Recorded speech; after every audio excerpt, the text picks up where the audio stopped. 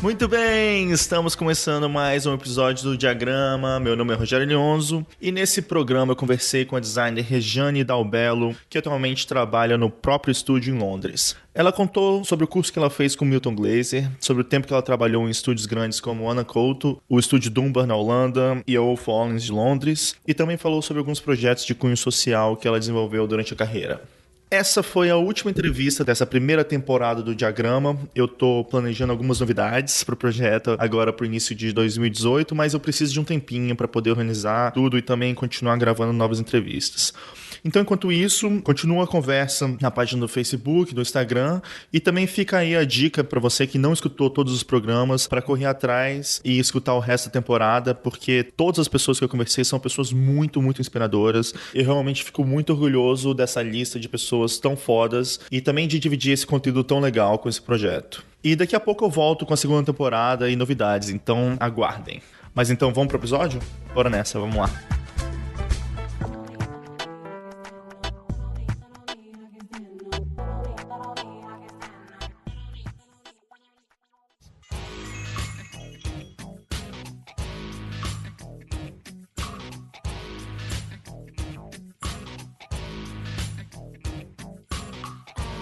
Voltamos com mais um Diagrama e hoje eu tenho a honra de receber a designer Rejane Dalbello.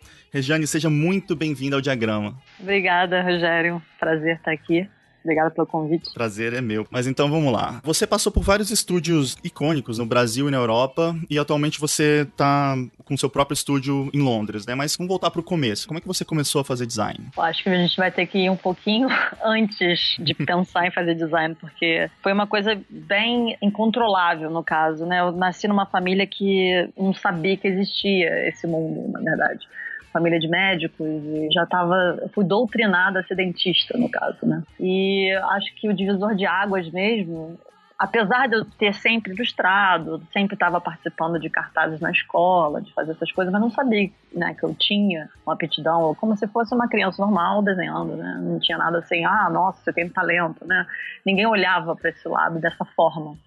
Então, não tinha a menor noção, né, que essa habilidade poderia direcionar a minha vida. E eu acho que quando eu fui para os Estados Unidos, eu fui aos 15 anos de idade, eu fui fazer um intercâmbio por um ano nos Estados Unidos, numa cidade de Lynchburg. Morei com uma família americana, foi super interessante, mas o que mais realmente mudou minha vida nesse sentido, porque lá eu escolhi, dentro das minhas matérias, aula de artes. E eu fazia aula todos os dias.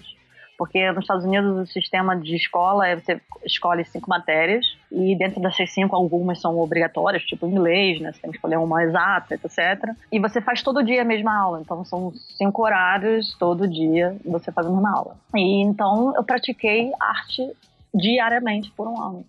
E ainda fazia trabalhos na escola, em casa. Então eu desenvolvi muito esse meu lado. E eu estava numa família também americana lá que, né, tocava piano, que tinha uma cultura de arte assim, muito mais, valorizava nesse lado muito maior. Então realmente entrei em contato com a minha parte que nunca foi acesa, vamos dizer.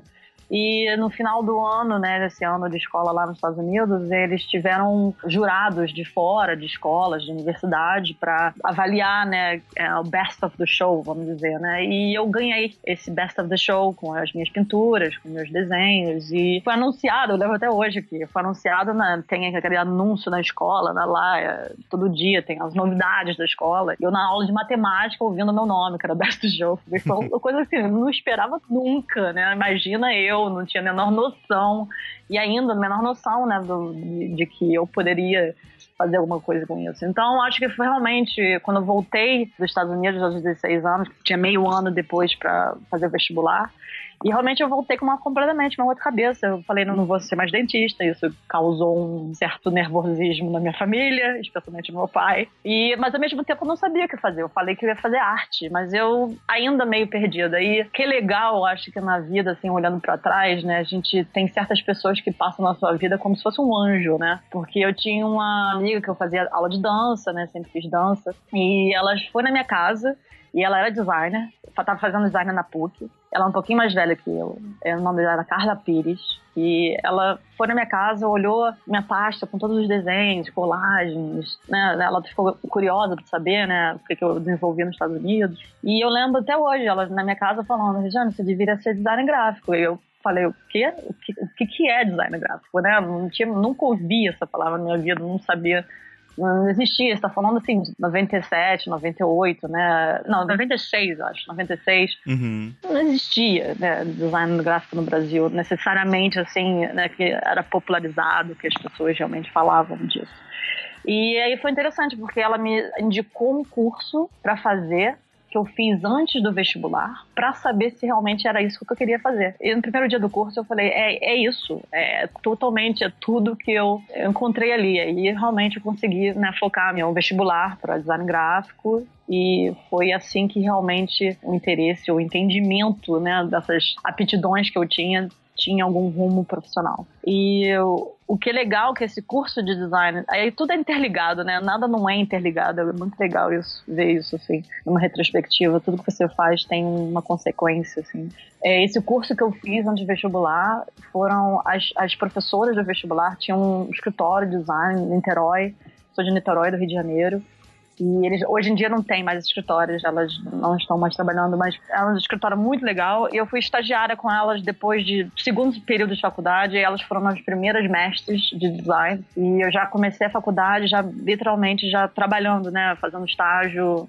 Eu fazia período de faculdade na parte da manhã. E uma coisa uma sugestão de... Não sei quem foi um primo meu, não sei, alguém falou assim, cara, pega a época da faculdade e aproveita e tenta tudo, de tudo, né? Não fica num trabalho só durante a faculdade inteira. Vai experimentando, né?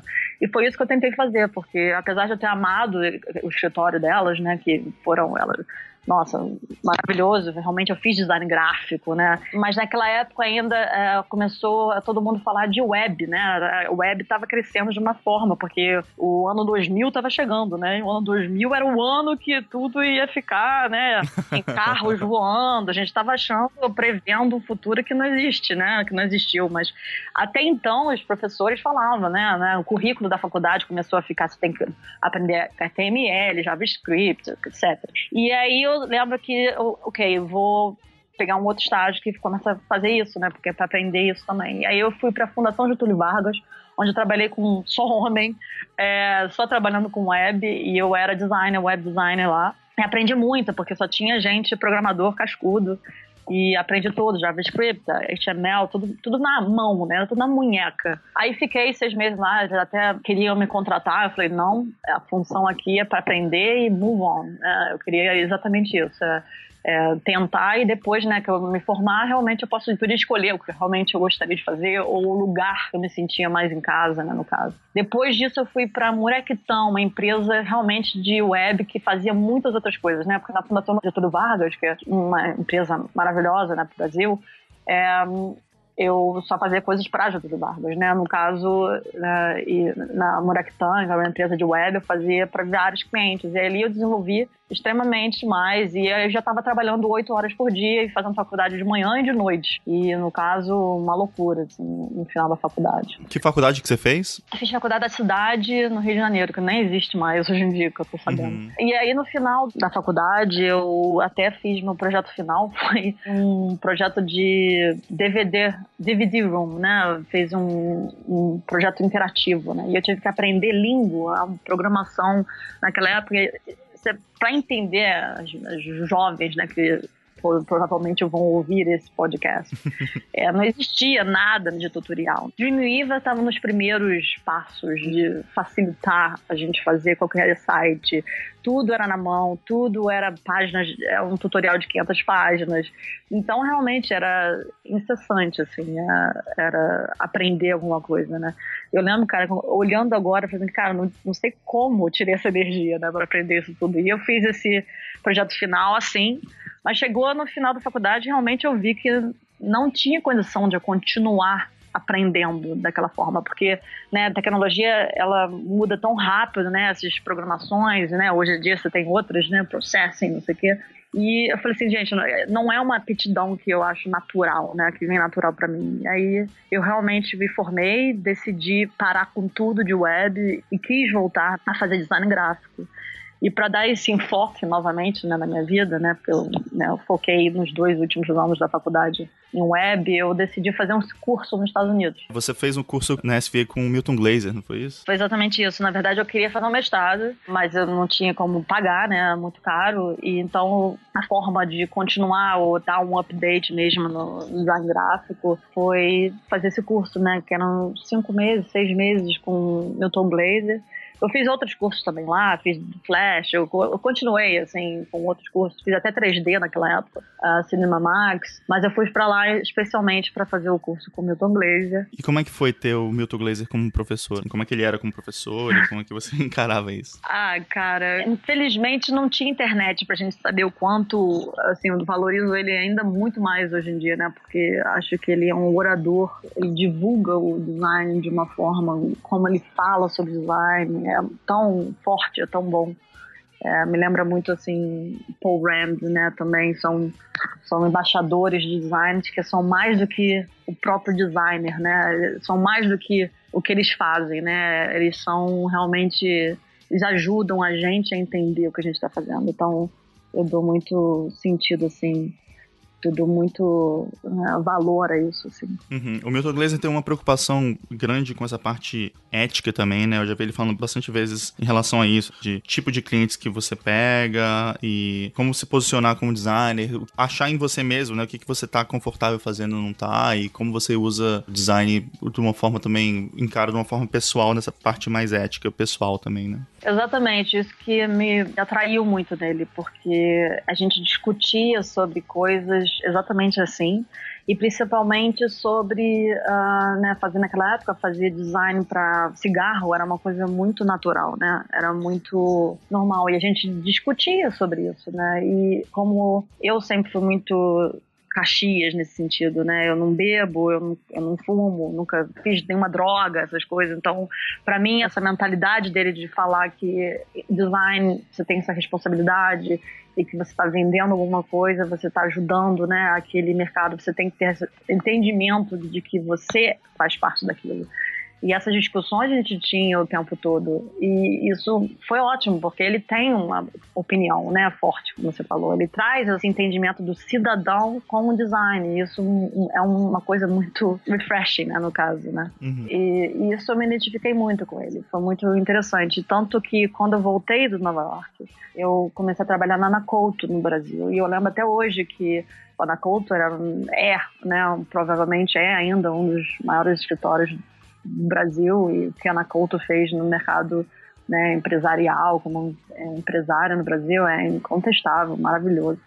No caso da Ana Couto, que pagava as contas, né, era um escritório de 40, 50 pessoas naquela época, imagina, né, o que pagava o escritório era fazer trabalho para cigarro, e que era normal, é uma coisa normal, uma corriqueira, né.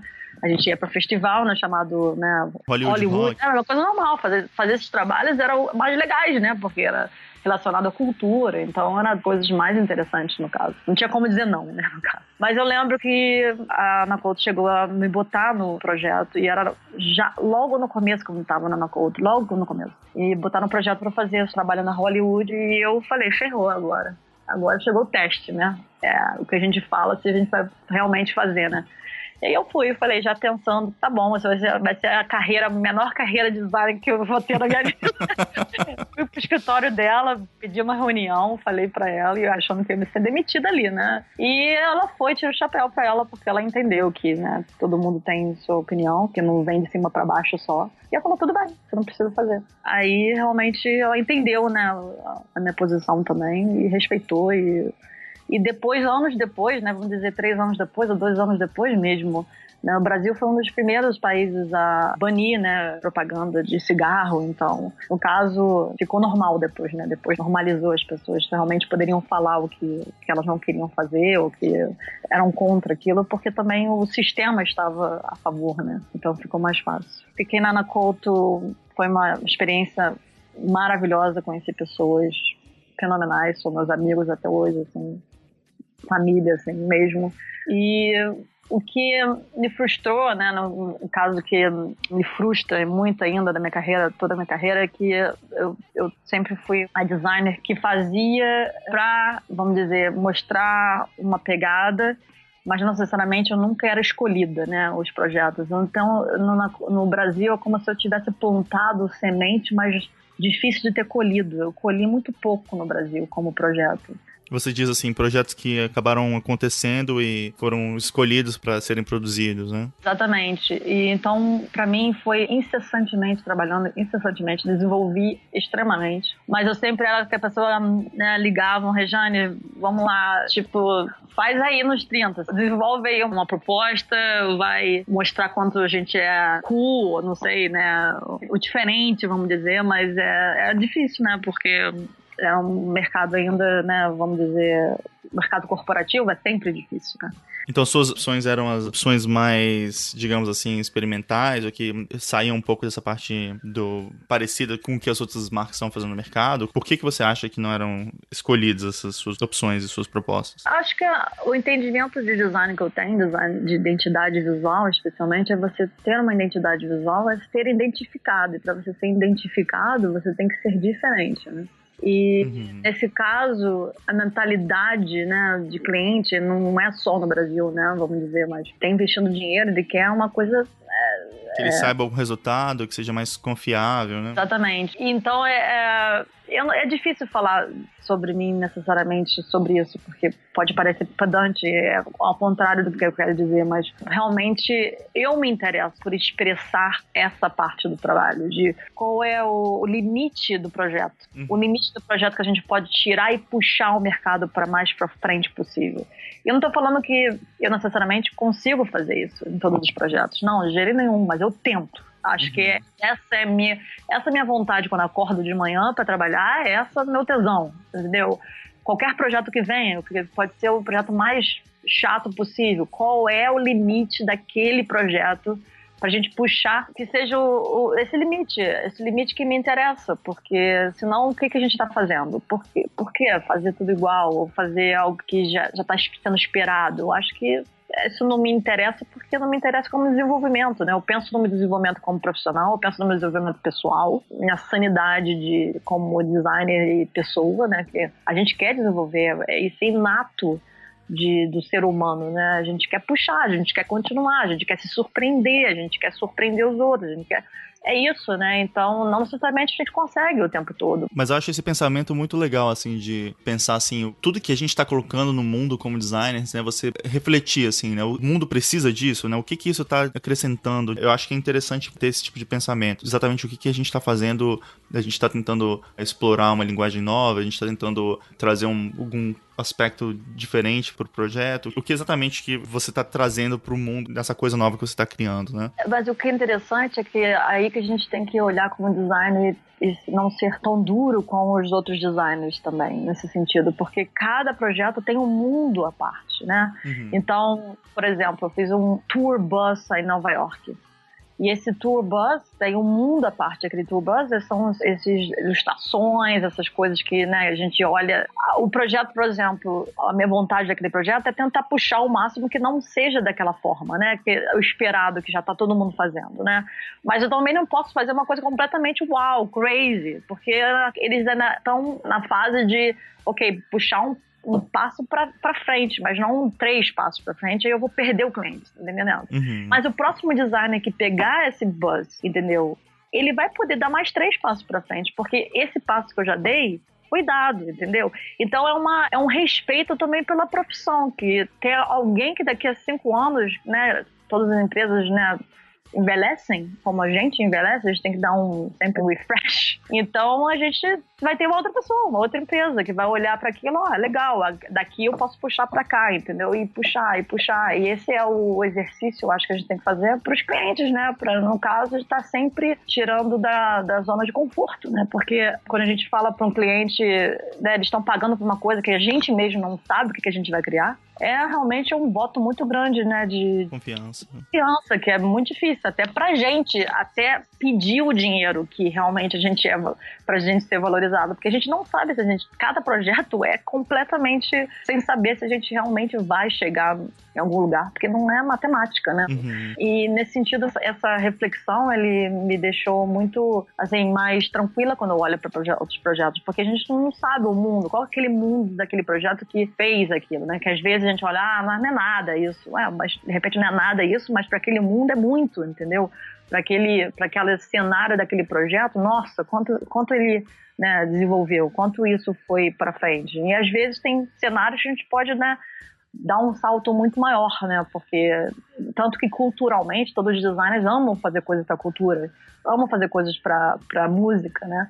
Porque ali são cenários que já foram explorados muitas vezes e muito mais artisticamente. Então a gente tem uma liberdade muito maior. Mas corporativamente não, e eu acho que é esse meu tesão nesse sentido.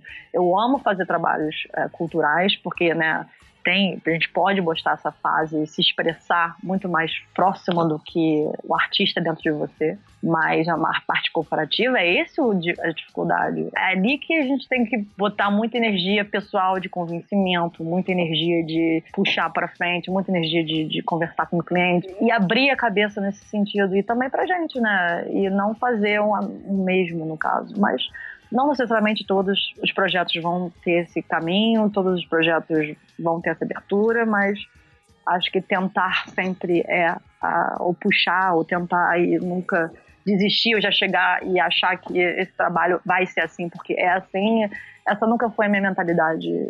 E se for essa mentalidade, para mim é como se eu estivesse morrendo como profissional, porque não faz sentido, entendeu? Não faz mais sentido trabalhar.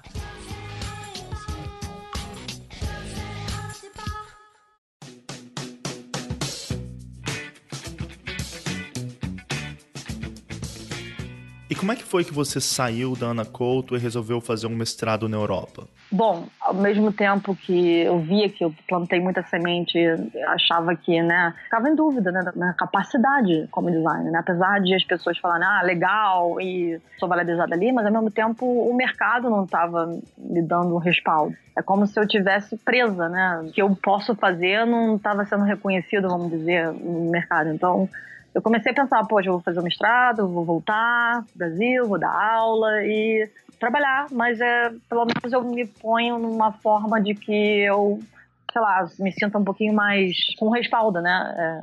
Sendo mais funcional, tendo mais um valor, né? Então foi essa mentalidade, mas o principal de fazer o mestrado e com o mestrado que eu busquei, isso tem a ver com a minha vida, no caso particular, no caso eu fazia trabalho social.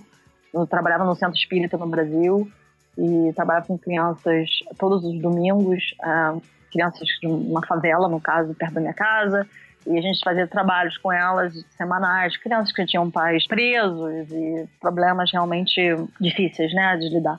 E eu sempre pensei como e se o que eu faço, né, com design gráfico. Porque eu estava vivendo dois mundos, né? Eu estava vivendo um mundo, né, que eu trabalhava, né, necessariamente. Tinha um grupo, né, que fazia esse trabalho social e tinha o meu grupo de design, né, na vida da Ana Couto. E eu queria juntar esses dois mundos, porque, na verdade, é insustentável, né? Chegar a um ponto que estava sendo insustentável. Continuar os dois, no caso. Dessa forma, eu queria, na verdade, saber se isso era possível. Se design realmente poderia ajudar, né? De alguma forma. Porque design é uma imagem, né? Como que você...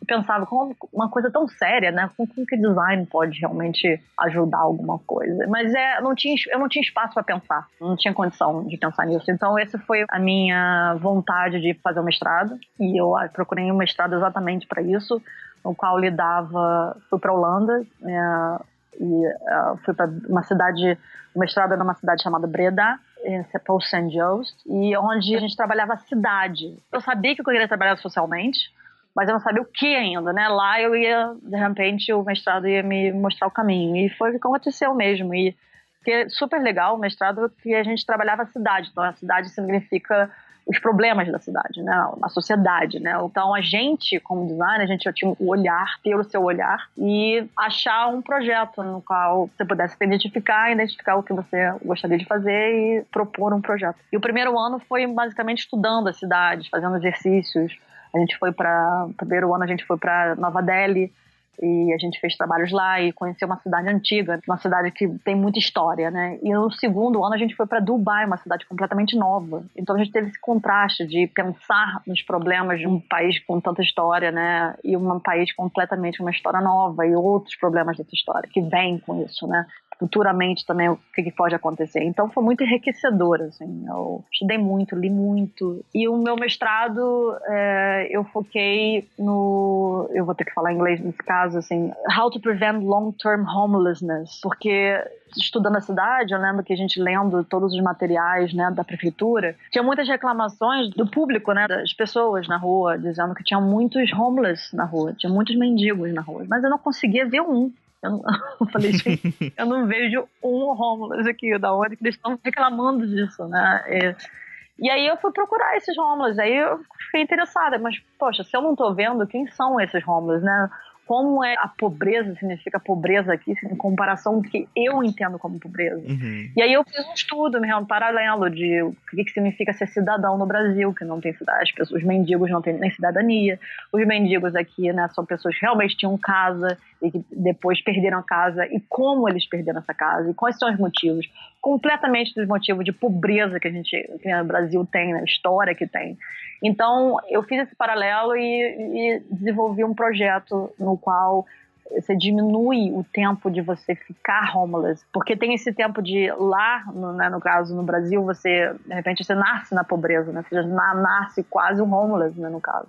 Lá não, no sentido de que você vira homeless, e esse tempo de você procurar, de ter todas as burocracias para você conseguir se estruturar novamente, você fica totalmente envergonhado, né, na sociedade, você acaba, né, todo mundo imagina, você, uma pessoa que tinha um status e não tem mais, você começa a se esconder da sociedade. E esse processo que eles passam, você começa a ficar acostumado com a vida na cidade, a vida de homeless. E isso é uma espiral muito rápida. E faz com que você realmente desista, né? Ou não tenha mais energia, porque você tem que pedir comida, você tem que pedir dinheiro, fica uma função, né? A tua vida vira a função para você comer, né? Ter uma coisa básica, sobrevivência mesmo, né? Uhum. Então fica muito difícil, e as burocracias, etc. Então esse processo de virar long-term homeless, essa era a eminência, e é aí que eu achei o caminho que, de repente, design gráfico poderia ajudar. Porque design, para mim, é um mediador, né? A gente não está necessariamente criando, literalmente, nada do zero. A gente está realmente ajudando a intermediar uma instituição com a outra, vamos dizer, ou dar informação para outra de uma forma clara. E foi exatamente isso que eu tentei fazer com que as informações e o processo dessa pessoa recém-homeless não voltasse a ser homeless o mais rápido possível. E nisso foi um trajeto super interessante, assim, de achar como entender todo o processo e fazer um processo de que também desse um respaldo emocional para essa pessoa que acabou normalmente, de ficar homeless, para ela ter uma privacidade ao chegar na prefeitura e pedir certas coisas e falar que ele é homeless. Então, eu fiz um trabalho também nesse sentido, não era só um respaldo totalmente seco de dar uma informação, esse aqui é um form, porque a prefeitura já faz isso sem nenhum entendimento da situação daquela pessoa, do sentimento, dos problemas realmente.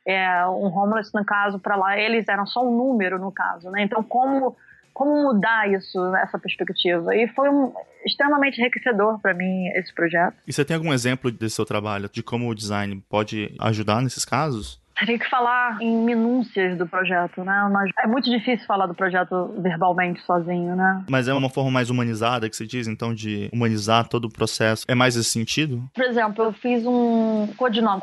Como você tem o pensamento foi baseado no AA, Alcoólicos Anônimos, por exemplo. Imagina que as pessoas falam, isso virar um código de respeito, tá entendendo?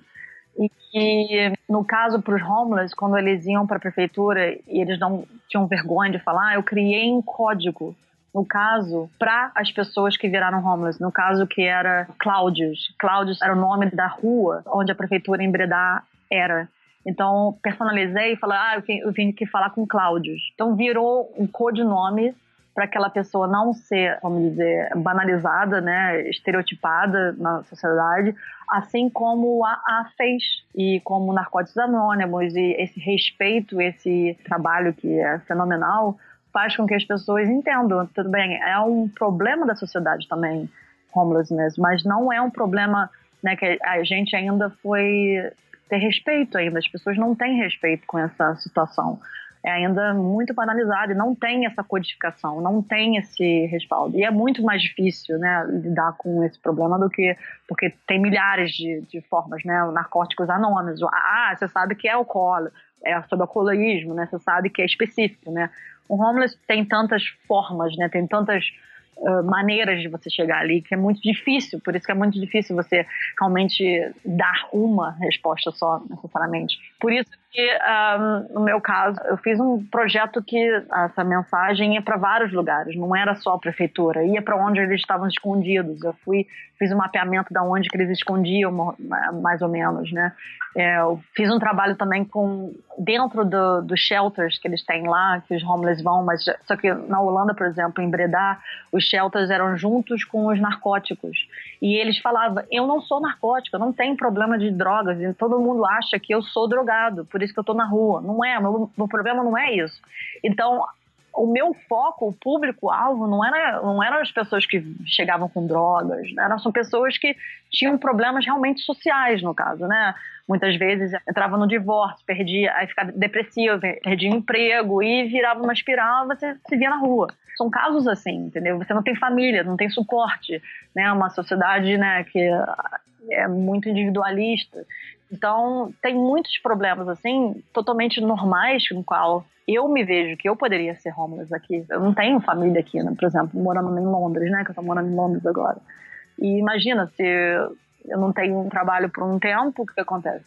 Não é uma coisa tão difícil, assim. Uhum. Então, foi esse o meu foco mesmo, né? E tem vários pedaços desse projeto. Acho que é a primeira vez que eu tô falando assim, nesse caso, sem as imagens. Você tem que entender o estudo todo, né? Mas foi super válido. O mais interessante é que teve um respaldo muito legal da prefeitura, eu conversei com a prefeitura. Mas para implementar um projeto assim, basicamente não interessa para eles, porque não é um problema que para eles é o maior problema para eles valorizar, no caso. E foi aí que eu entendi um pouco, né, qual o valor das nossas ideias como designers, né? Nós somos designers no final do dia, né? Tem coisas muito maiores, né, muito mais importantes, no caso deles prestarem atenção, né, ou implementarem, etc. Então, foi aí que eu continuei, né, a minha jornada, no caso. Mas eu já estava na Holanda, 6 meses na Holanda, fazendo mestrado, já eu apliquei para alguns estágios. E aí eu fui conseguir no Estúdio Dumba, no qual eu realmente foi, acho que o lugar que as minhas sementes floresceram. Então você começou a trabalhar lá enquanto ainda estava fazendo mestrado? Fiz junto. Fiquei 1 ano e meio junto com o mestrado. Foi desde o começo mesmo. 6 meses eu já estava dentro do Estúdio Dumba e eu comecei como estágio, fiz 3 meses de estágio e depois fui contratada. E eu tive, óbvio que, né, fazendo mestrado, eu tinha 1 dia na semana, às vezes 2 dias na semana, eu podia ir pro mestrado, dependendo, né, porque foi loucura, assim. Mas eu estava acostumada, os meus amigos da Holanda sempre falaram, mas como você consegue? Mas no Brasil fazia isso, né? Mas eu estava acostumada, eu acordava às 5 horas da manhã, ia para a faculdade 7h30, 9h30 eu estava trabalhando na Morectan, chegava às 7 da noite na faculdade de novo, chegava em casa às 11 da noite, entendeu? Então, no caso, era uma vida assim, que era... A vida na Holanda era até mais light, né, do que no Brasil. Então, eles não entendiam. Ainda mais andando de ônibus 1 hora, 1h30, né? Esse commute, né, no Brasil, que é bem difícil. Eu morava em Niterói, né? Então, E na Holanda não era tão... Né? Breda era 45 minutos de trem, então não era tão ruim. Eu morava em Roterdã, na época. E como é que foi esse começo, então, lá no Estúdio Dumba? Porque você acabou ficando lá muito tempo, né? Mas eu queria saber como é que... Até essas questões culturais, como é que você sentiu o funcionamento de um escritório na Holanda versus um escritório no Brasil, por exemplo? O Estúdio Dumba, eu me senti em casa, assim como também me senti em casa na Couto. Eu acho que foram 2 escritórios que realmente foram os pilares da minha vida, assim, de escritório mesmo. São os 2 escritórios que realmente me desenvolveram enormemente, eu acho. Tanto que o portfólio que eu fiz na Couto foi o portfólio que eu entrei no Estúdio Dumbar, né? Então, realmente lava a mão do outro, vamos dizer. O Estúdio Dumbar era só designers mesmo, basicamente. Quando eu comecei, mudou muito, né? Eu fiquei lá 8 anos, mudou muito desde o começo. O começo era um bando de maluco, designer, basicamente era a única mulher também. Tinha alguma gerente de projeto e basicamente era isso. E todo mundo fazia trabalho, falava com o cliente, era tudo, fazia de tudo. E foi muito legal, porque eles me tratavam como era fazer, entendeu? Cada um que tava lá era pra fazer, do começo ao fim. Não tinha esse negócio de falar o que você tem que fazer. Ninguém mandava o que tem que fazer. E que bom, porque na Couto também era assim. Na Couto não falava, fazia um sketch no papel e falava pra fazer. Então eu realmente estava no escritório onde eu poderia desenvolver minha própria mentalidade, meu próprio eles estavam interessados em saber o que você tem que trazer, entendeu? O que você quer e qual a tua opinião. Eu lembro que o diretor de criação, Michel Debourg, o que estava lá, ele pediu para fazer um projeto para uma amiga dele, no caso, né? E logo no começo, né? Pegou o estagiário para fazer. No caso, era eu. Aí eu fiz as propostas. Aí eu falei assim, você vai apresentar.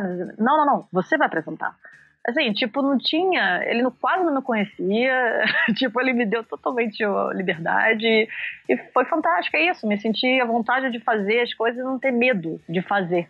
E isso me abriu extremamente, porque era muito mais aceito, assim, nesse sentido. O mercado também na Holanda, óbvio que tem uma história de arte, né? Uma história gráfica que não tem igual, acho, no mundo mesmo.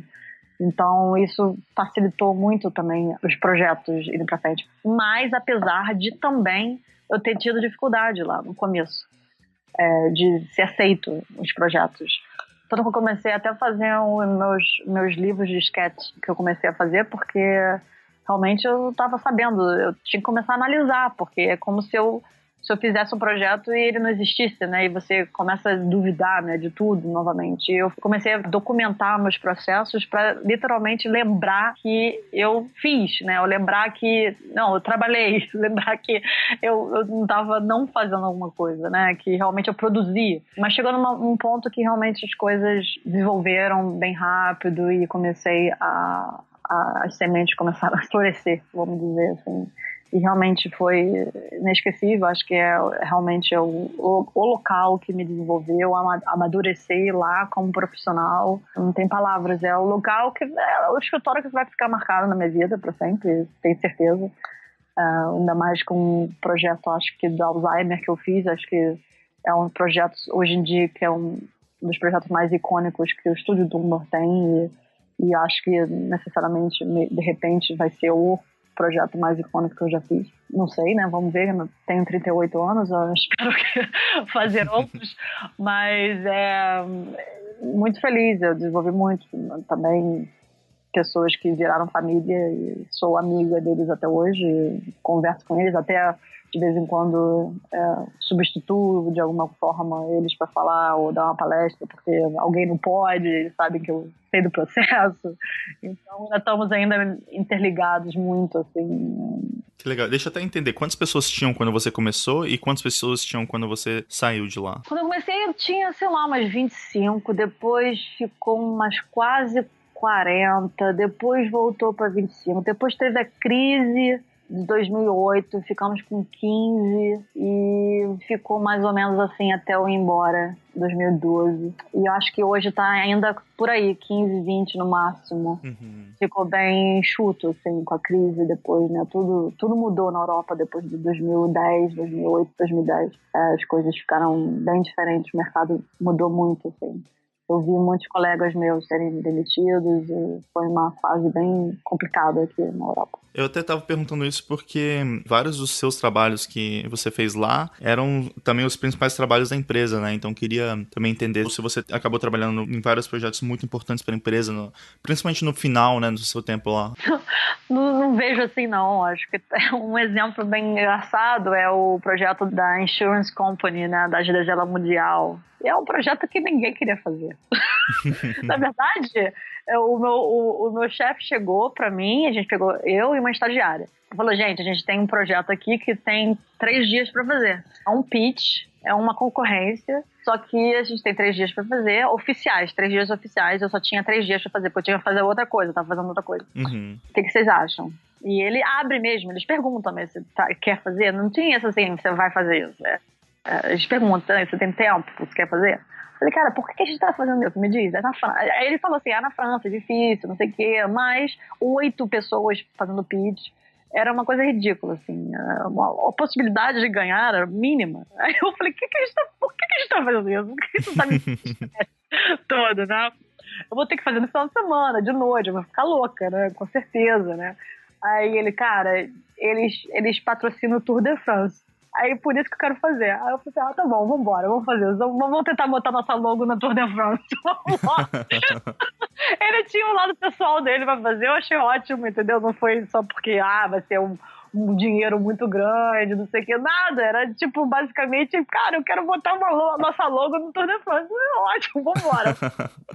Mas é legal quando tem essa conversa aberta, né, com as pessoas também, né? Porque às vezes é meio que isso mesmo, você só precisa entender o motivo, né, assim, mas se você não tá entendendo o motivo, às vezes é difícil você também se empolgar pra fazer uma coisa se você não sabe. E eu juntei com ele, falei, pô, legal, vambora, achei ótimo, né? Vamos fazer isso, né? Esse era o último slide do projeto, da apresentação, tipo, é um cara com o braço aberto com a logo no meio do peito, entendeu? Da bicicleta. Era isso, a gente queria chegar lá, entendeu? O resto era tudo super corporativo, né? Basicamente um banco, né? Então, assim, eu não achava que eu ia poder me expressar extremamente nesse projeto. Nunca imaginei, mas é isso que é interessante, porque todos os projetos que eu entrei com um pouco de preconceito, eu me ferrei no final. Também no Alzheimer, eu lembro que eu não queria botar gradiente no projeto. Falei, não vou botar gradiente. Assim, a coisa mais natural era desaparecendo, né? O conceito de desaparecer é tentar botar gradiente, mas eu não queria. Eu fui para um inferno de desenvolvimento criativo, até quando eu falei, não, tá bom, vou tentar. Quando eu tentei, veio a solução, entendeu? Então, todos os preconceitos que eu tenho sempre vêm à tona depois, assim, vem um tapa na cara do universo falando, viu? Você não pode ter preconceito, entendeu? É assim que a vida toca.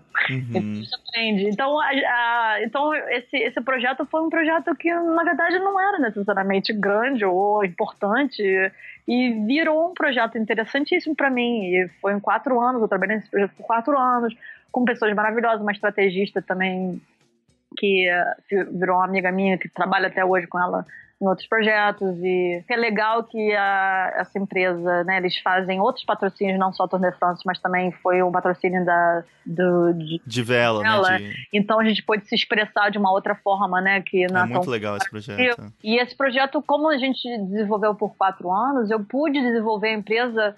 Começou super cooperativa, séria, a gente limpou tudo, mas limpou de uma forma, assim, diferente do mercado, que já foi difícil, já foi um passo que era bem interessante naquela época. E aí a gente pôde, depois de 2 anos, 3 anos, começar a puxar mais, começou a ficar muito mais gráfico. Então, esse é interessante de você estar acompanhando uma empresa, como se acompanhar um filho, né, vamos dizer, eu acho, né? Bom, não tem filho, mas parece naquele crescimento que você pode, né, abrir mais.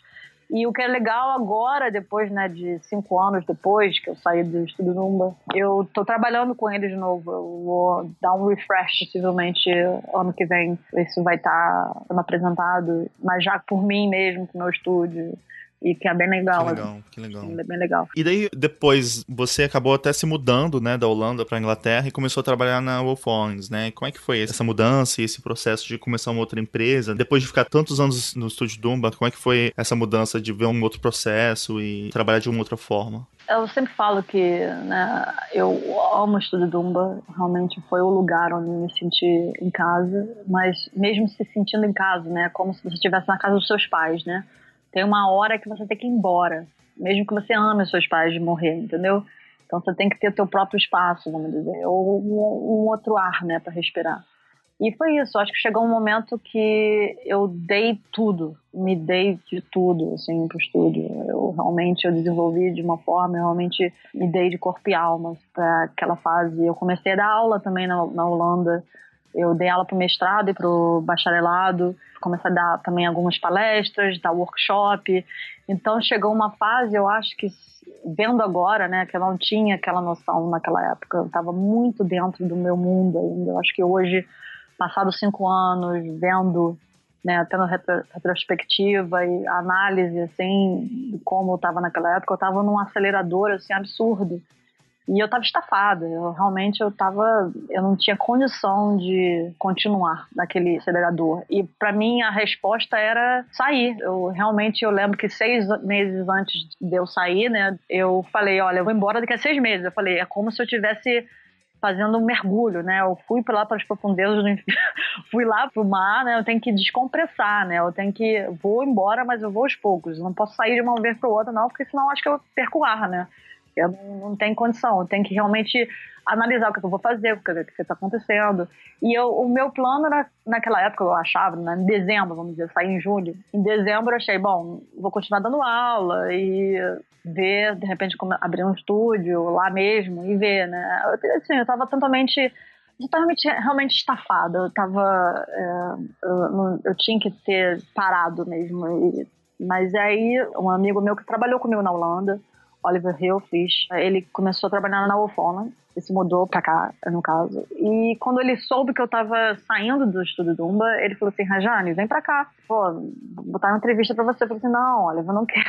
Eu lembro que eu falei, não, eu não quero nem fazer entrevista, eu não quero morar em Londres, eu não tenho nenhum interesse de me mudar novamente. Tipo, é muito cansativo, né? É extremamente cansativo você se mudar, começar tudo de novo, uma nova vida, uma nova cultura, Aí eu falei, não tem condição, não tinha condição de energia nenhuma. E nesse caso, eu acabei fazendo a entrevista, mesmo assim, depois insistiu, não, faz, só pra ver o que é, tá bom. Fiz e eu acabei, nesse sentido, abrindo a cabeça, assim, e ao mesmo tempo, minha vida pessoal estava tendo também dificuldade no caso, estava passando por um divórcio, então foi uma forma de repente começar no novo, né? Mas eu acho que a retrospectiva mesmo estava querendo parar com tudo, porque realmente eu acho que desde os 17 anos, do jeito que eu vim trabalhando, chega uma hora que tua energia não tem como mais continuar daquela mesma forma, né?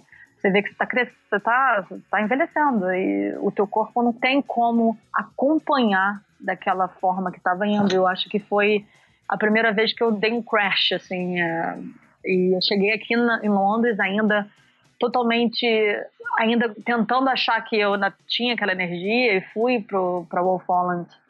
Eu comecei lá aí com uma empresa muito diferente, completamente diferente da Estúdio Dumba, e eu achei que não ia ser tão diferente, né? Porque eu sou boa de estar em estúdio. No caso, eu visto a camisa e vou embora, entendeu? E nesse sentido eu sabia que, não, isso eu sei que eu faço. Se eu sei por que eu tô fazendo alguma coisa, eu vou totalmente, visto a camisa e vambora, pro que der e vier, entendeu?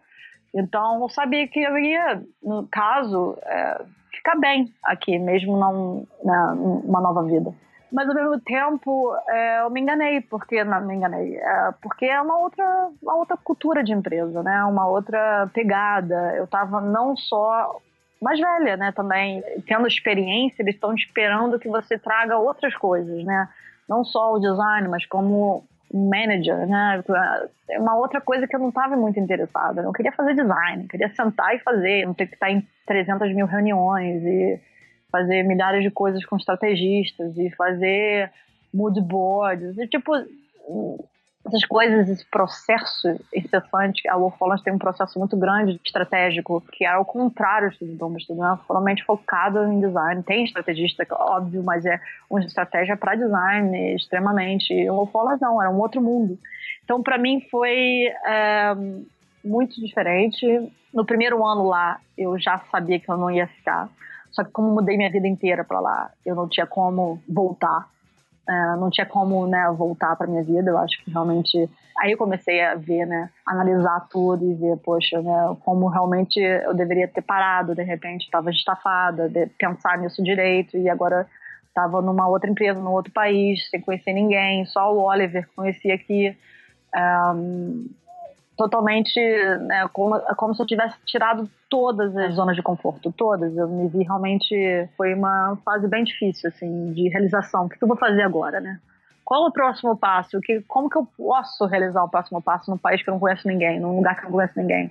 Voltar para o Brasil, não voltar para o Brasil, voltar para a Holanda? O que eu vou fazer? Foi uma fase bem difícil, mas no sentido, primeiro ano eu sabia, bom, realmente não é o meu lugar, não é o lugar que eu quero ficar, por várias razões. Óbvio que é uma empresa maravilhosa, não tem nada a ver, o que eu estou falando não tem nada a ver com o valor dela, é como eu funciono, eu gosto de funcionar, como meu processo, né? Porque eu já cheguei lá, uma amiga minha falou até da Wolf Hollands, a diretora de criação de lá, agora, a Lisa, assim, poxa, você já é um bolo formado, né? Eles querem te botar de volta no forno, né? Então você vai te queimar. Você não tem condição de reaprender uma coisa que você já sabe seu processo, já tá madura, né? Então foi exatamente isso, me senti sendo queimada nesse sentido de ter que fazer algo que não era natural para mim. Não era um processo natural para mim. Então eu tava assim, tudo bem, vou lá, vou esperar mais um ano, vou dar mais um ano, né, pra até começar a juntar dinheiro, pra saber o que eu vou fazer. Se eu for mudar tudo, né, tem que ter um custo, né, tudo é um custo. E chegou um ano depois que eu decidi, não, então mudar pro Brasil vai ser, de repente, mais difícil do que fazer um estúdio aqui, porque no Brasil eu teria que começar também do zero, no caso, para mim, porque meus contatos eram aqui. Eu já fiz né, tô há 14 anos aqui na Europa. Então, a minha contato de trabalho, de pessoas, de saber, né, o meu mundo tá mais sólido aqui. Então, para mim, acho que seria uma energia muito maior voltar do que continuar. Então, eu falei, bom, vou tentar agora fazer meu estúdio, não necessariamente porque eu sempre tive um sonho. Nunca tive um sonho de ter meu estúdio.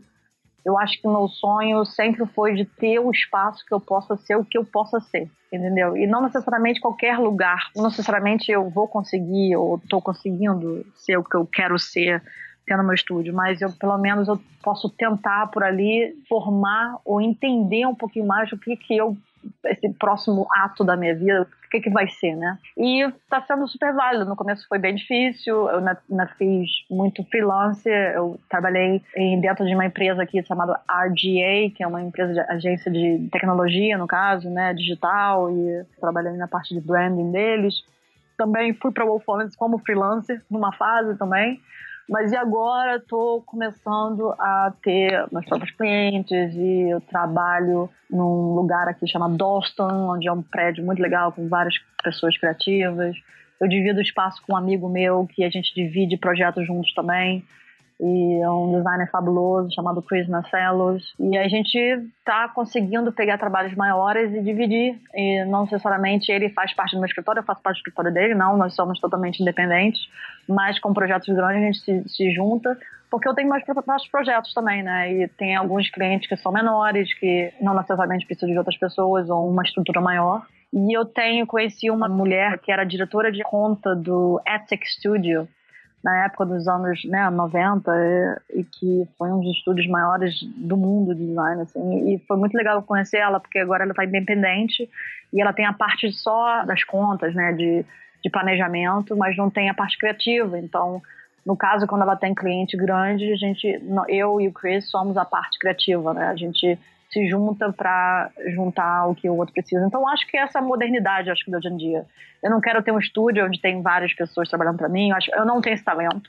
Eu acho que eu não tenho esse talento de empresária. Eu não quero ser empresária, eu quero ser designer. Eu quero continuar fazendo designer, porque esse é o meu tesão mesmo, sentar e criar e ter o processo e voltar pro básico, né? Eu alugo uma mesa dentro de um estúdio com 2 motion graphics, um cara de 3D e um cara fantástico de design de joias, renomeado e faz artes lindas, uma coisa assim, maravilhosa, e o Chris, que é o designer gráfico. Então é um escritório que não, na verdade, ninguém é de ninguém, né? Mas todo mundo trabalha junto, que é colaborativo e é super legal. Mas ao mesmo tempo eu tenho essa liberdade, né? De fazer minhas coisas e juntar quando eu preciso e não ter essa carga, né, grande de ter uma pessoa que eu tenho que pagar as contas da pessoa todo mês, porque eu acho difícil até, né, nos bancar hoje em dia. Eu acho não é uma coisa fácil, né? É uma coisa que realmente não vem naturalmente para mim, lidar com conta. Sou totalmente nesse sentido dislexia, realmente não deixa eu entender nada disso. E não tem o menor interesse de entender disso. Mas essa é onde eu estou agora, no caso. Estou tentando uma fase nova. Já tem 3 anos agora e agora as coisas já estão mais solidificadas. Eu estou me sentindo mais, ok, legal, eu não estou mais precisando fazer freelancer. E é isso aí. Vamos ver, o futuro vai dizer o resto.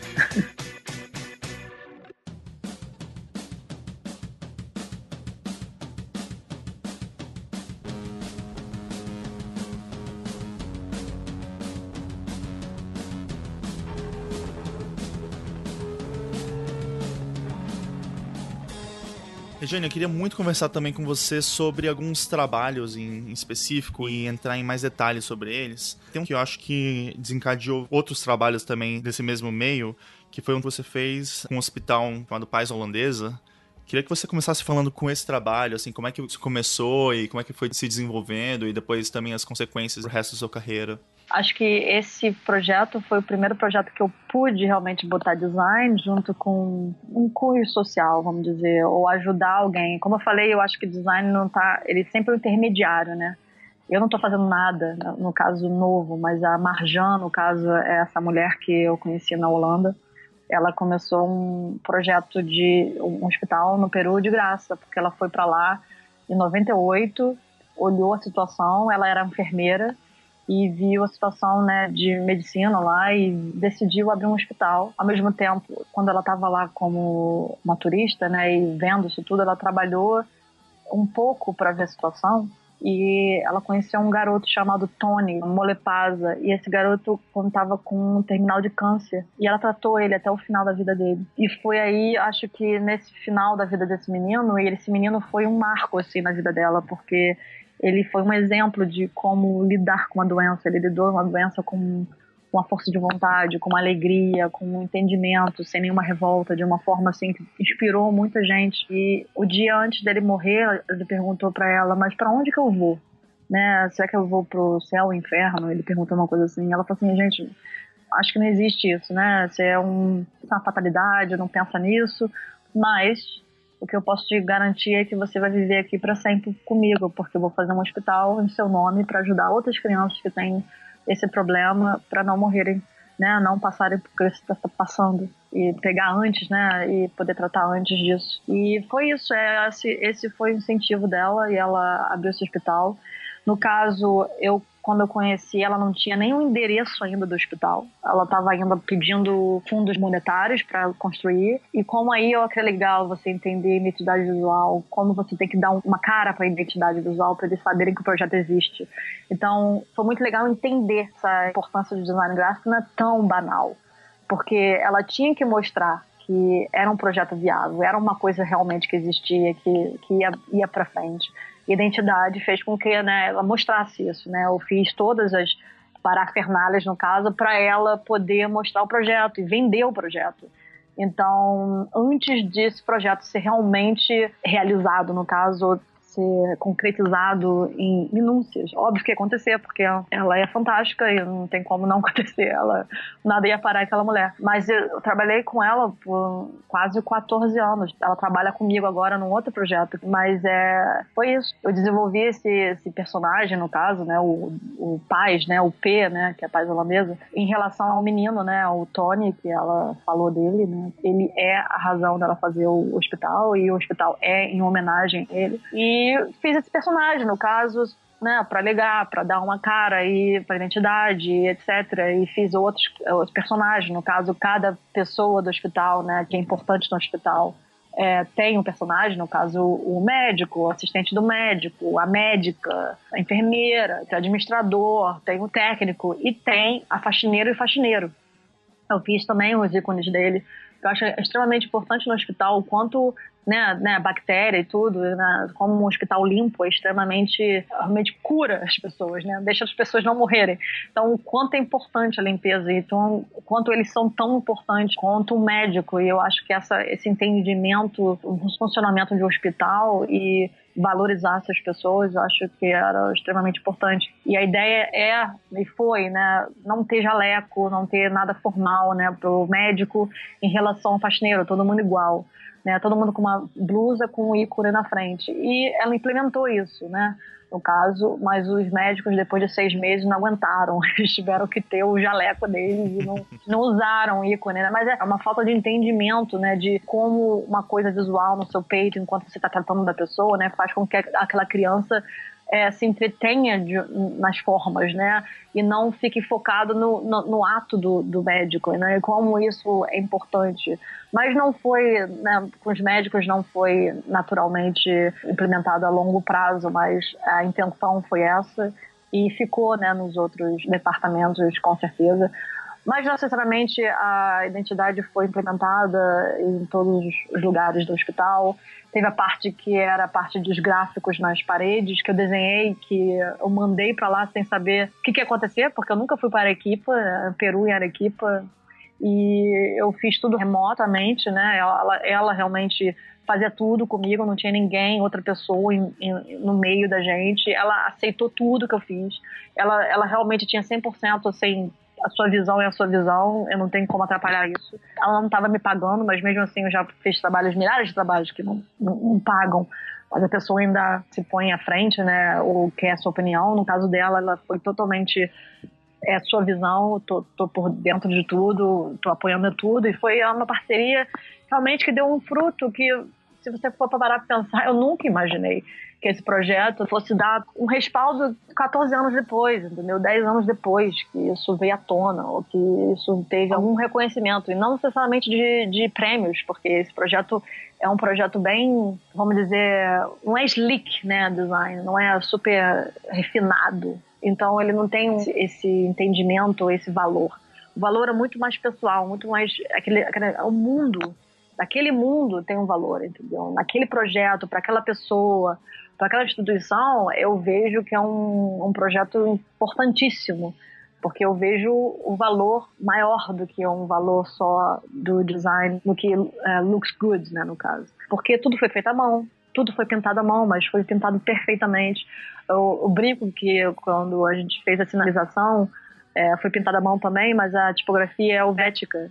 Como foi pintada à mão, virou tipo um Comic Sans, entendeu? Então fica totalmente mão baby mesmo, entendeu? Mas esse é o valor e esse foi o... Se você olhar com um olhar crítico e sem entender o projeto, você realmente vai achar que é tipo, pô, mal feito, né? Mas assim, esse o charme, né? Porque usou as pessoas de lá, usou a mão de obra de lá, usou a simplicidade, usou também, é barato, né? É uma coisa, não é uma coisa industrial, porque o material todo do hospital foi feito com a lava do local de Arequipa, porque Arequipa é uma cidade vulcânica, e o vulcão, a lava é branca, então o hospital inteiro foi feito com esse material. Então é totalmente, né, sustentável, no caso, e teve os arquitetos também fizeram um projeto pro bono. Eu lembro que na Holanda a gente se encontrou, né, eram 2 mulheres, na verdade, arquitetas, e elas foram na minha casa, a gente jantou e elas mostraram, primeira vez, assim, a lava, né, para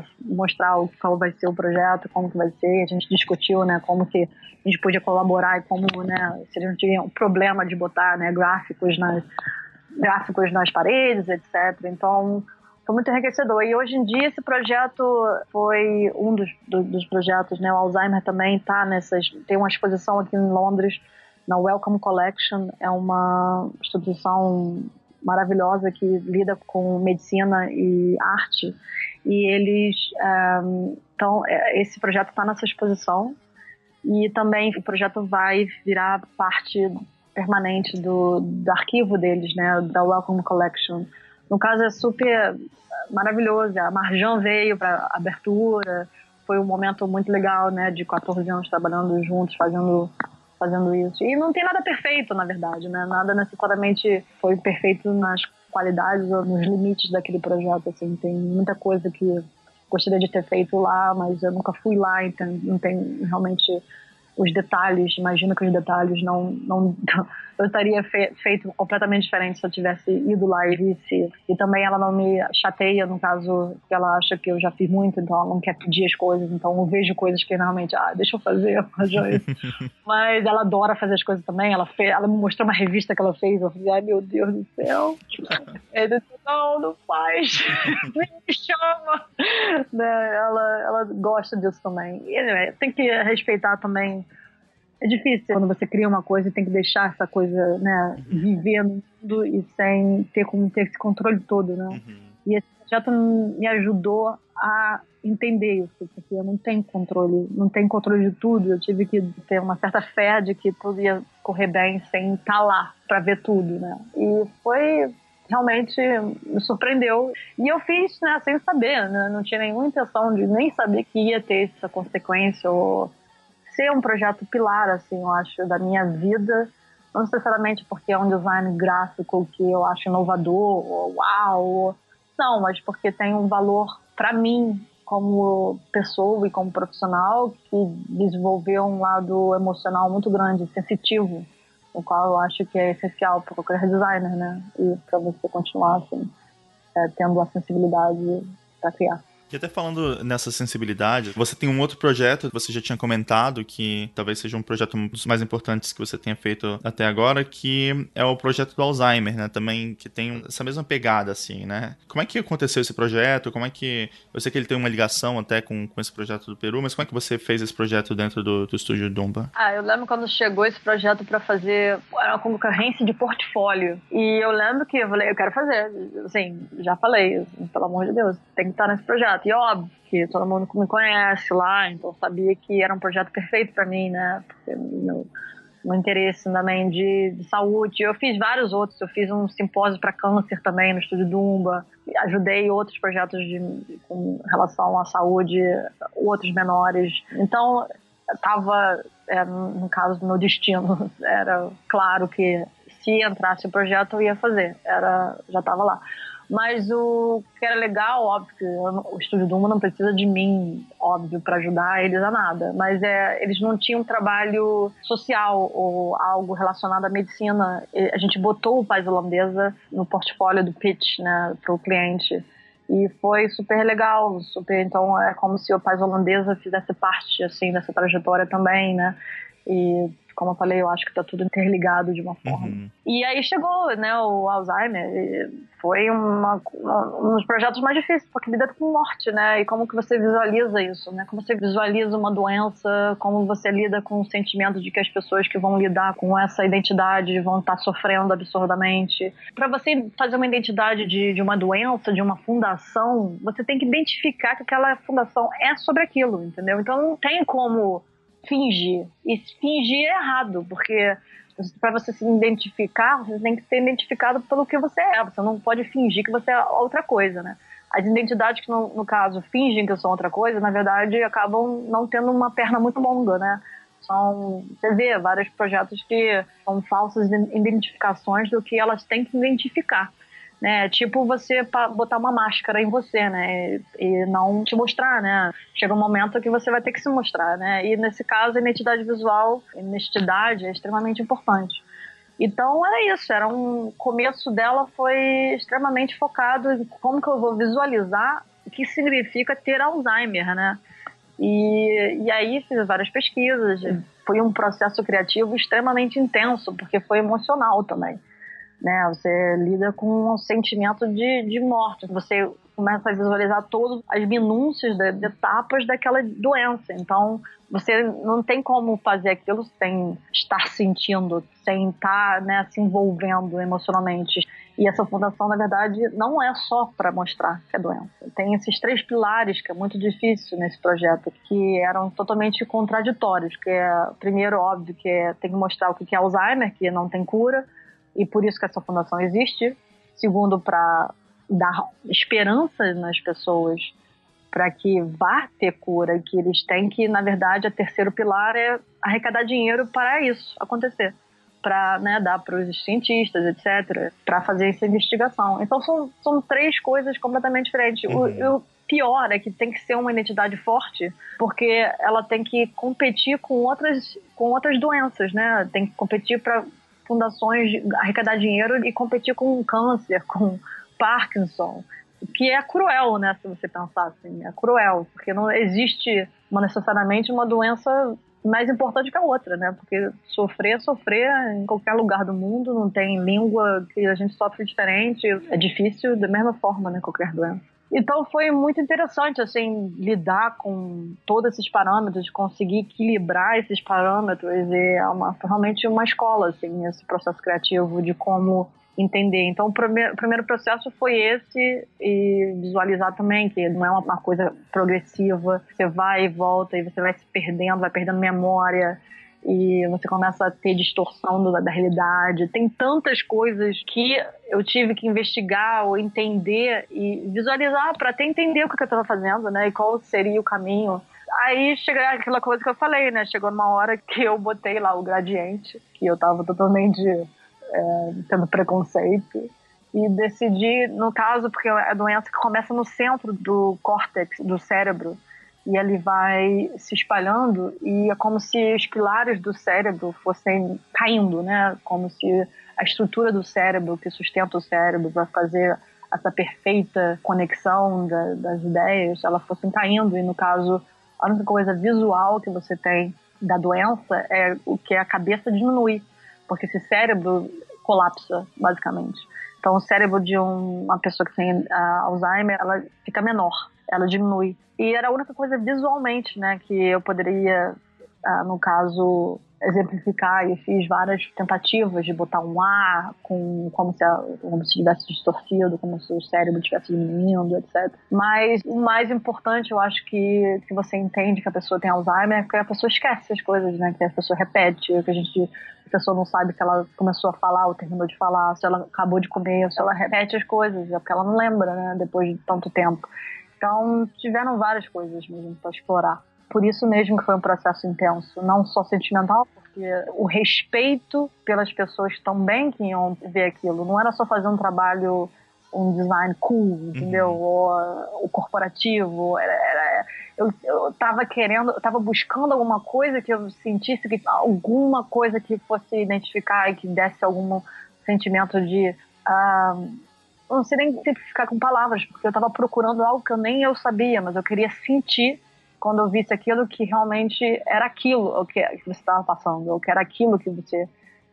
aquele sentimento, não que fosse distante, uma identidade completamente distante. De repente a pessoa se identificasse mesmo. Tem um outro projeto também que eu acho interessante, que ele já entra bem mais nesse aspecto de arte mesmo, que é o trabalho Earth Art, que você trabalhou com Google Earth, né, mapas, tudo. Você pode contar um pouco como é que começou esse projeto e como é que ele foi se desenvolvendo? Na verdade, esse projeto começou com uma fascinação só que eu tinha. Eu ficava olhando, né, o satélite lá do Google, e eu fazia print screen. E eu fiquei fazendo esse print screen por uns 2 anos, assim. Aí, simplesmente, na época da final, quando eu acabei de sair da Wolf Halls, assim, eu tava, né, me procurando, buscando, assim, né, o que vai acontecer, como que vai acontecer, né? Eu tava muito insegura naquela época. Eu acho que esse projeto realmente retrata a minha vontade de criar um mundo mais artístico, vamos dizer. Sair desse mundo de insegurança, de que é difícil, né, a gente se expressar como artista, difícil a gente se expressar, né, no mundo corporativo, e essa dualidade entre fazer trabalhos corporativos ou trabalhos que pagam as contas, ao mesmo tempo fazer trabalhos que você tem como se expressar artisticamente e fazer coisas que você gostaria novas e não necessariamente tentar se repetir ou esperar fazer a mesma fórmula o tempo todo. Então, isso tudo estava nessa época, acho que borbulhando, assim, como que eu vou sobreviver, né? Tendo essa impulsão e ao mesmo tempo ter que, né, ter esse lado prático, né, que todo mundo passa por isso, né, mas como eu estava num país diferente, estava passando por tudo que eu não estava esperando que minha vida fosse passar ou estar naquele momento. E eu acho que um dia eu estava vendo, né, aquelas imagens vindas, eu realmente estava passando todas elas, e eu comecei a ver um pattern, assim, né, dos rios, especialmente. Eu estava fascinada pelos rios, que os rios realmente, de uma certa altura, dependendo da onde eu tirava a foto do satélite, ele parecia uma pintura, né? Uma pincelada mesmo. Aí eu comecei, realmente foi um ato totalmente natural de observação e tentar. E eu peguei esses rios e comecei a fazer pintura com os rios do Google e com referência a artistas que já existiam. Ou, por exemplo, eu peguei um rio da Nigéria que era literalmente quase mesmo uma pincelada, basicamente, lembrava muito do Pollock, por exemplo. E tudo eu fui fazendo uma pintura. Aí eu fiz uma pintura que parecia mais um Pollock, outra mais clássica, outra que parecia mais Vermeer, tudo baseado mesmo com essa base do Google Earth, mas indo para essa coleção de artistas mais baseado no que eu chamei de Earth Art. E é como se eu estivesse criando novos territórios, né, de artistas diferentes. É como se eu estivesse criando novos países, o país do Pollock, o país do Klimt, o país, né, do Mondrian, e depois eu botei de volta no Google. Fiz um novo Google Maps, no caso para mim, mas chamando de Google de Earth Art.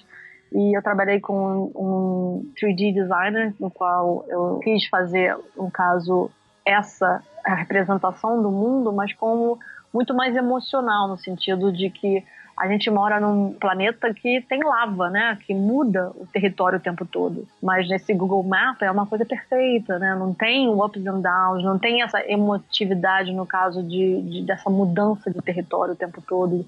E eu acho que refletia muito, esse trabalho refletiu muito aquela fase, a fase que eu estava passando mesmo. E eu acho que, de repente, por isso que ele virou um trabalho de arte, no caso, porque acho que é isso que artistas fazem, né? Eles expressam o momento da fase da vida deles. E eu fiz sem ter nenhuma consciência de nenhuma pretensão desse trabalho ser algo. Eu fiz porque estava dentro de mim, precisava ser expressado, eu queria ser expressado porque eu senti vontade e eu quis explorar aquela ideia. E foi interessante porque eu recebi um telefonema de uma galeria em Nova York que queria expor esse projeto, e depois eu recebi uma proposta desse projeto ir para uma Bienal de tipografia na Coreia, mas esse projeto não tem nenhuma tipografia, isso que é o mais interessante.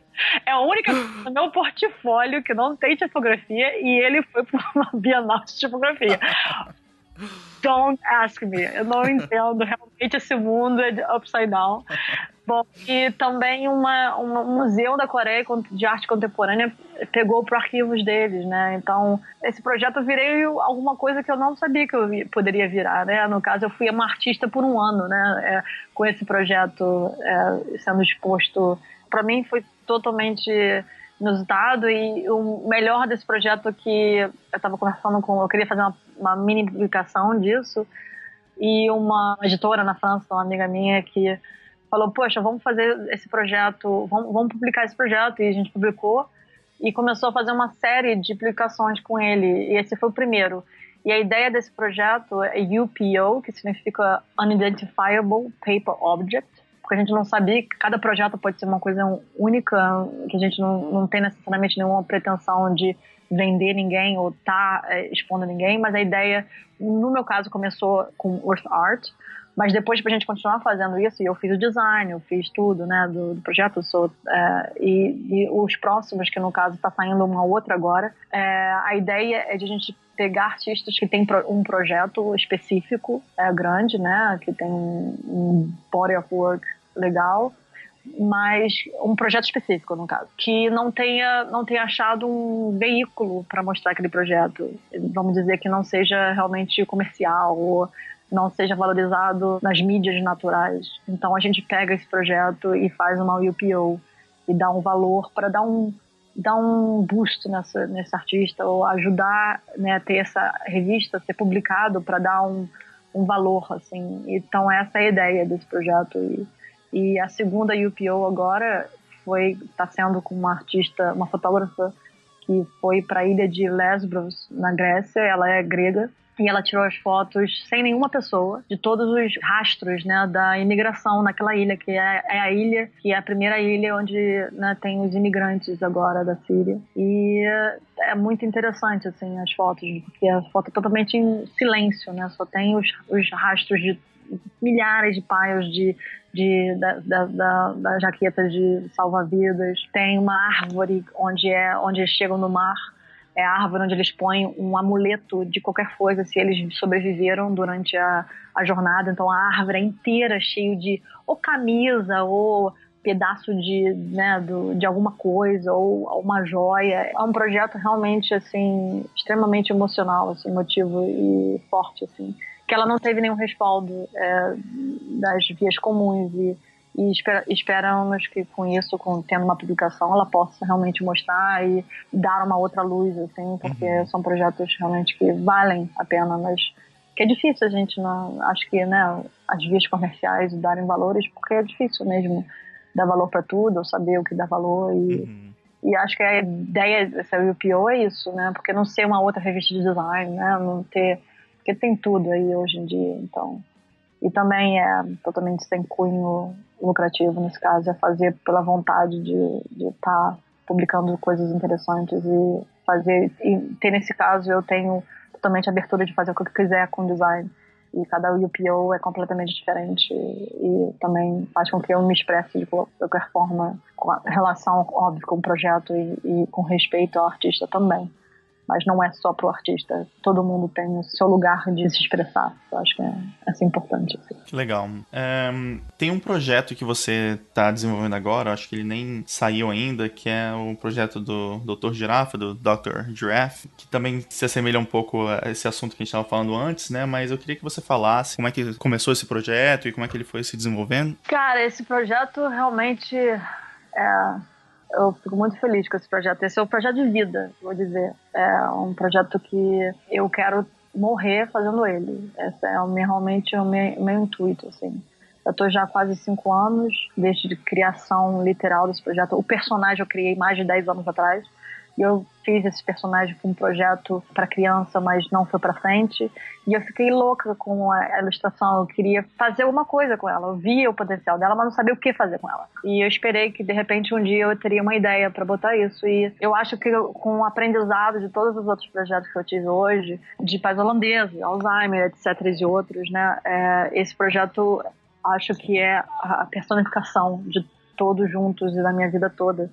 Porque eu lembro que quando eu estava fazendo Pais Holandesa, eu queria continuar a fazer uma série de livros para ajudar as crianças a que têm lábio leporino, porque o hospital é bem focado no lábio leporino, especialmente. Eles fazem de tudo, né, no caso, mas eles focam muito. Eu queria fazer uma história sobre o lábio leporino. E eu lembro que eu fiquei com aquela ideia, mas acabei não tendo tempo de desenvolver, não sei o quê, e porque eu tinha que pegar alguém para desenvolver a história, e acabei não fazendo.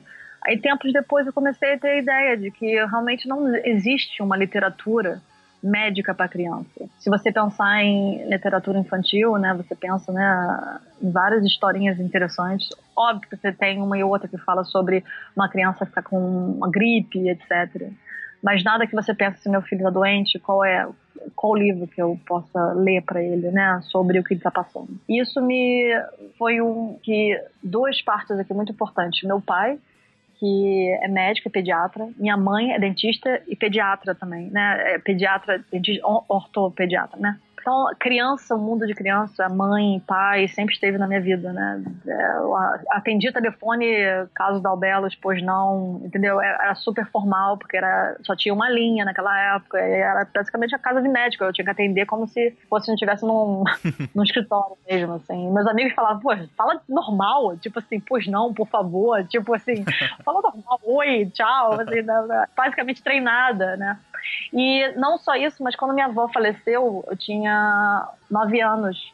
E eu lembro como se fosse hoje. Minha mãe, muito emotiva, lendo para mim uma história explicando a morte. Porque ela não tinha palavras para explicar. Como que ela ia explicar que a mãe dela faleceu e como que ela ia explicar por que isso acontece. A primeira vez que eu estava experimentando, né, experienciando morte muito próxima. Minha avó tava todo dia comigo, ela me levava para tudo, né? No Brasil não existe babá, no caso, né? A família ajuda. No caso, minha avó já era aposentada e ela que fazia tudo comigo. Então, ela não tinha ela não tinha palavras para expressar ou para explicar aquele momento que estava passando na nossa vida, né? Como família. E esse livro, eu lembro até hoje, eu não lembro o livro especificamente, mas eu lembro a situação. E isso me marcou. E foi essa ideia. Eu acho que quando uns pais estão passando por situações que os filhos estão doentes, né, é difícil, né? Você, quando o pai, tendo toda aquela ansiedade, tristeza ou dificuldade de lidar com a situação você mesmo, né? Porque você está com medo do que pode acontecer com o seu filho. E você tem aquela informação médica que você não entende muito. E se o médico falar também, são palavras muito secas e difíceis e científicas. E não existe uma literatura que faça esse intermediário. E é aí que eu acho que o design que vem, né? O design não está necessariamente criando nada, ela está linkando as coisas, né? Nós somos os mediums, né? Os mediadores das coisas, assim. Então é isso que eu quero fazer, uma literatura no qual eu pego as doenças, as mais clássicas no caso. Eu comecei com uma coisa mais light, como catapora, onde todo mundo tem. E óbvio que em 2 semanas você fica bom, papapá. Então a história é uma história mais light, né? E depois eu estou fazendo o segundo, que foi o Lábio Leporino, que no caso, mais pensando na paz holandesa mesmo, porque é um hospital que eu teria, né, para botar esse livro lá, especialmente, e que fala de um processo onde a criança nasce com aquela situação, onde, né, as duas partes do corpo elas não se juntam especialmente, então tem uma anormalidade, e a criança tem que ir muito cedo para uma cirurgia. E como explicar isso? Não só depois da cirurgia, ela não sabe falar novamente, né? Ela tem que aprender a falar de novo. Ela se acha um monstro antes, depois ela se muda completamente. Tem uma transformação psicológica muito grande e o Dr. Girafa exatamente aborda isso tudo. Então, o nome do livro, por exemplo, é Matching, né? Half-Half, que significa metade-metade, né? E o próximo livro, outro livro que eu tô começando, né, que é a abertura desse projeto, é a leucemia, que é um livro mais difícil mesmo, que a criança pode vir a morrer. E como lidar com isso, né, o projeto todo. E eu comecei esse projeto só comigo, eu mesma, eu paguei um copywriter para escrever uma história que eu escrevi, para introduzir o Dr. Girafa, que é esse médico que, né, que tá sempre na vida das pessoas, e que dá o respaldo e que ajuda os pais a explicarem esse momento, né? Ou dar o respaldo, né, do que está acontecendo naquele momento de uma forma mais light, de uma forma mais com cunho totalmente médico, totalmente baseado na medicina. Depois que eu tentei vender a ideia, só com aquele livro eu não consegui ir muito à frente. Então eu decidi realmente achar pessoas que estavam interessadas para me ajudar e fazer parte desse projeto. Então achei uma copywriter aqui fabulosa chamada Jay, e ela faz parte agora do projeto. E também achei um médico aqui, que é estrategista, que ele é o estratégico que faz toda a parte Primeiro ele que faz tudo, ele diz pra gente quais são as causas, quais são isso, aquilo, os sintomas, e dá o esqueleto do que a gente tem que escrever. E aí sou eu e a Jay que a gente vai conceituar. Normalmente eu já dou para ela, né, a metáfora visual, e daí ela começa a escrever e a gente vai fazendo o processo juntas. E esse projeto não é rápido, porque não é um livro só inspiracional, né? É um livro que tem que estar baseado em coisas certas e sérias e como lidar. Então, a gente tem muita conversação de moral, né? Como a pessoa vai se sentir. Não, tá muito forte, muito light. Como a gente termina o livro de leucemia, né? Que pode ser que a criança morra ou não morra. A gente não sabe, são situações muito difíceis. Eu fiquei quase 2 meses para começar a ilustrar esse livro, porque eu sabia que eu ia entrar numa mini depressão, porque você não consegue não, né, lidar com aqueles sintomas todos, está passando por aquilo que você está ilustrando. Então, é esse o projeto, e a gente fez esses 3 livros. Demorou um tempo, né, porque está todo mundo trabalhando, né, no seu tempo livre. Isso é um projeto realmente pessoal. Eu estou investindo meu próprio dinheiro, estou investindo tudo mesmo pessoalmente, e vai começar a ser impresso semana que vem. São esses 3 livros já traduzidos em 4 línguas. Eu tenho inglês, holandês, francês e português. A ideia é continuar, não só traduzindo todos os livros em várias línguas, mas continuar a sequência. O próximo livro que a gente já começou é Asma. E depois de asma eu quero fazer diabetes para criança. E as coisas que estão mais, né, hoje em dia difíceis. Mas a ideia é continuar isso e especialmente espero um dia ter algum suporte de alguma instituição ou para o processo ir mais rápido, para essa biblioteca ficar maior e mais rápido e vender hospitais, para médicos também, para dar esse suporte para os pais passarem por nessas situações e ajudarem, até conversar, né? Começar, como que você fala de uma criança que você tem leucemia, o que é leucemia, ou mesmo cataporas, a criança falar não pode brincar, por quê, né? Vamos lá, mas não é uma historinha que vai falar, você tem isso, né? É uma história mesmo, uma historinha mas que explica. E se o pai tiver um mínimo de entendimento com o médico, ele vai conseguir pôr aquele livro, dar a base para ele conversar coisas mais adentro, vamos dizer. Mas esse é o meu intuito e esse projeto realmente, como eu falei, é pra vida. Eu quero continuar mesmo e tô aí fazendo site, tá tudo em paralelo. Basicamente tem uma empresa fora da minha empresa, né? Com o Dr. Girafa virou uma parte muito integral, assim, no meu dia a dia, do meu tempo. Mas assim que botar pra frente, espero que as coisas comecem a desenvolver outros e ter os outros interesses, vamos ver. Mas é isso, é importante saber que existe essa biblioteca, porque a ideia não é vender, sair, existe esse projeto, compre. Não, porque esse projeto é para estar lá por uma função, entendeu? Ou até se você tem um filho que tem um amigo que tem essa doença, ou que está passando por isso, né? Você compra o livro para explicar. E é um livro educacional mesmo, nesse sentido. Acho mais para a gente também respeitar que doenças existem e fazer com que aquilo não seja tão fora e tão alienígena também, né? Lidar com aquilo como é parte da vida. E eu acho que se as crianças, né, souberem ou terem isso como uma literatura e ler normal e saber sobre as doenças que estão por aí, eu acho que elas vão crescer com muito mais empatia também pelas crianças que estão doentes e eu acho que isso é primordial para a nossa moralidade, assim, como ser humano.